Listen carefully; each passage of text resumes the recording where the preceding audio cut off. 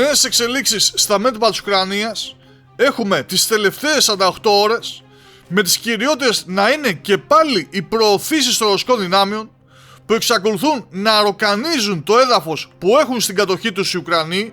και να μειώνουν τις δυνάμεις τους, εξολοθρεύοντάς τις, οι οποίες, όπως έχουμε πει πολλές φορές, αντιμετωπίζουν σοβαρότατο πρόβλημα έλλειψης ανθρώπινου δυναμικού.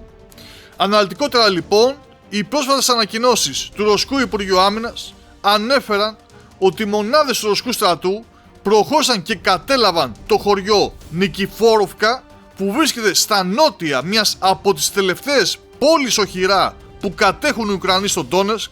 το Σλοβιάνσκ, επεκτείνοντας έτσι ακόμα περισσότερο τα εδάφη που ελέγχουν στην περιοχή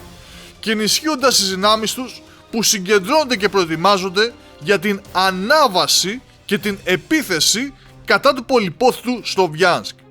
Τώρα, το άλλο μέτωπο στο οποίο είχαμε ρωσική προώθηση είναι στην περιφέρεια του Χάρκοβου, όπου οι Ρώσοι προχώρησαν και κατέλαβαν τον οικισμό Πισάνε την Τρίτη και σήμερα χτύπησαν σε ένα άλλο σημείο λίγο νοτιότερα, παίρνοντας το χωριό Σεβιάκοφκα, στο οποίο εισήλθαν ομάδες εφόδου από το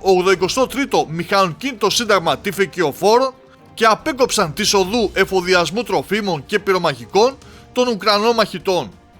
Μάλιστα, όπως επισημαίνει το Ρωσικό Υπουργείο, οι άνδρες του Ρωσικού στρατού προχωρούν βαθύτερα σε εχθρικές άμυνες, επεκτείνοντας τις ζώνες ασφαλείας στις περιοχές Μπέργκοροντ και Χάρκοβο.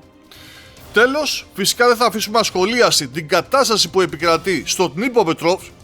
η οποία εξακολουθεί να είναι περίεργη και ομιχλώδης, καθώς οι πληροφορίες που δίνουν Ουκρανοί και Ρώσοι για τα εδάφη που κατέχει η κάθε πλευρά είναι αντικρουόμενες, με κάποιες μάλιστα να διαφέρουν ακόμα και μεταξύ ρωσικών πηγών.